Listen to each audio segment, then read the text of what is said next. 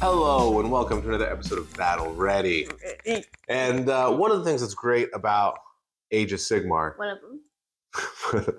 is all the narrative elements. Yeah. Right? There's so many times you have a big, cool battle and a big stories to remember. And you think back and like, oh, remember the time when that Nighthawk guy killed the Carnosaur? Yeah, the one Glaveworth. Remember the time when Olinder had to not kill Kenrai Heartwinders to win the game, and then they just went. Yeah. She couldn't help herself. Yeah. Remember when the lightning arc almost killed Reconor, and then the lightning blast finished him off? Yes. Which we didn't get on camera, which made me sad. So there's lots of good moments like that. Yeah. And the question is, especially if you mostly play matched play, how do you get more of this? Or I should say, how do you maximize the fun those experiences? Right, those experiences, yeah. Right. Yeah, because those things when you can remember back to those fun moments, that's really some of the best times out of Warhammer. So obviously you can play narrative battle plans. Yeah. And I think those help. Because we've been doing. Yeah, you've been following our Chronicler's Tome. We'll put that up there. But one of these corners. That one over there, I think. Oh, that but the idea is you're doing something other than just standing in circles and doing battle tactics. You are disrupting a ritual or hunting down people before they escape the board. Or finding some guy who's hiding in a hut. Right? So there's a built-in sort of story element. Yeah. So that's good. But those narrative moments aren't unique to narrative play. Yeah. Right? We've had them in match play. And I think the question is, how do you get more of them? I've got another one that's good. What?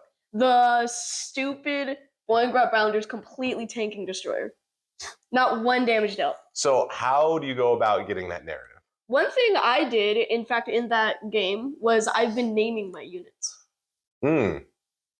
That is good. While Grimspittle running around getting beat up. Yes, so even if you're playing matched play, if you have just a little short story in your head about these people, or these orcs, they're not all people, but if you have about these I was going to say people again, about these units that are on the battlefield, right?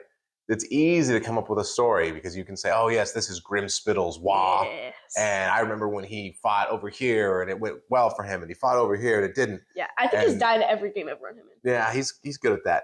So that's good at dying. That's one thing. What else? Another thing I think is instead of going for the win, go for glory. Okay. Maybe. I mean, yes, I think that can happen too. Sometimes you see an opportunity and you're just like, you know what, this is too cool to pass up, right? I'm gonna throw my unit in here, even if tactically I could do something better. That said, it's hard. I don't think you need to throw out tactics or throw out the game in order to get exciting narrative moments, right? So I think you can play a strong game, a tactically solid game, and still get narrative moments. Yeah. I think one of the things that helps the most is after a big meaningful roll, where it's like, this roll is going to determine if this unit lives or dies, and if this unit lives, then I win the game. If it dies, then you win the game, right? Or this roll is going to determine if I make this charge, and if I make the charge, then I'm going to be in a good spot. If I miss the charge, then you're going to surround me and kill me, right? So those sort of big moments that just sort of happen naturally, but on those rolls, narrate them, right? Say, oh, I only rolled a 4. These guys were too tired. They came down from Azir and they had a big day. They were too tired. Yep. Or like Lady Olinder had to, if she didn't kill the Canary, then she would win. Yeah, she would win. But they got murdered. The dice, I mean, obviously, Canary are made out of tissue paper, but they got murdered by the die rolls.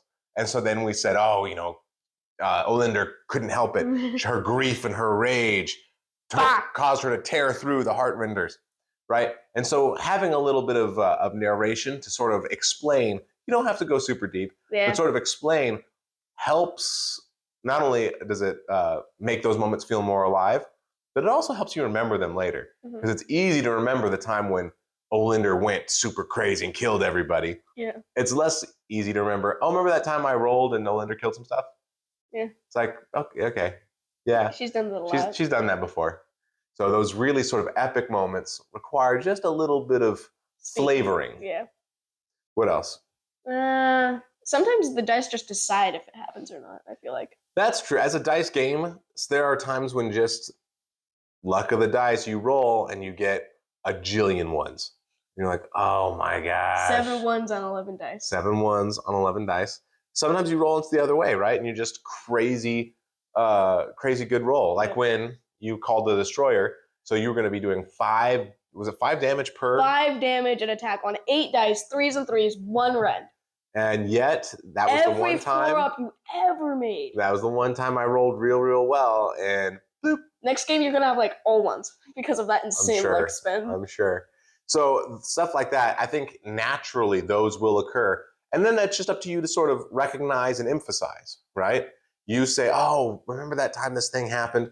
In fact, from my youth, back in college, I played a lot of Axis and Allies, which is a board game about World War II.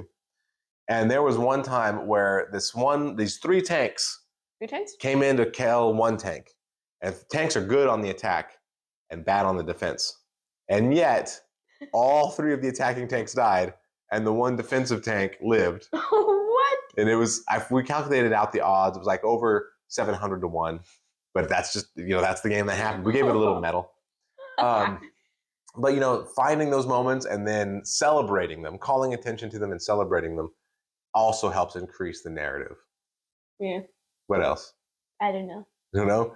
So that's really the main things I could figure out. One other thing that I think is helpful is to really, so every army has a lore, right? And do you need to know the lore to play the game? Oh, no. No, right? They're just playing pieces. You're just rolling dice. The lore is absolutely secondary to playing a good game. However, if you do know the lore, then when you set up your units 9 inches from other people as a Stormcast, you know they're coming down. They're coming down from 0. In fact, every time we do it, you don't often see it because I tend to edit out the movement phase, but I often will make lightning noises as they come down, right? And that's cool because it enhances the fun. It enhances the narrative rather than just saying, oh, I set these things up, right? Or the fact that by screaming certain war cries like "Wah" or "Blood for the Blood God," right? You can really get into it, or even something like KO, like Caradron, right? Yep. They don't. Their lore is such that they're very money motivated. Yeah. So you can say that they're here, and the reason they're trying to take these places is because there's an ether gold deposit, or because they've signed a contract, and so they've got to go do it. So you can come up with these reasons, and it helps explain why what's happening, and it also gives you a little bit of a story hook to keep the game alive in your mind. So even when you've played, hundreds of games as we have, even when you've played a lot, 200? Just about 200, yeah. Oh. Even when you've played a lot, you can think back and be like, oh, remember the time when the orcs were trying to deface the Soul Blight? Yeah, right. And it's like you go, oh yes. I cheated so hard. There was a lot of cheating in that game. Neither of us realized it though. There's a lot of stuff like that. So I think the more that you can emphasize the lore on the tabletop, I think that also helps to maximize those fun, epic moments that really is some of the best that Warhammer has to offer. Yeah. Yes, it's a good game. Yes, it's generally fair and balanced, at least as balanced as a game like Warhammer can be. Yeah. That has so much randomness and such asymmetric armies, right? So, it's not perfectly balanced, but I think it's in the realm of balance. The realm of is that the 9th mortal realm? Exactly. It's right below his ears, the realm of balance. So I think that doing these things is going to help you maximize that, and that's only going to make the game better and funner. Yeah. Right? Because those moments, like the rest of the game's fun too. It's not as though those are the only moments that matter. But after the game is over, when you're thinking back on it, those are the moments you remember. Yeah. Right? Final thoughts? I think we got it. All right. Let us know in the comments below what you think and how you maximize those epic moments.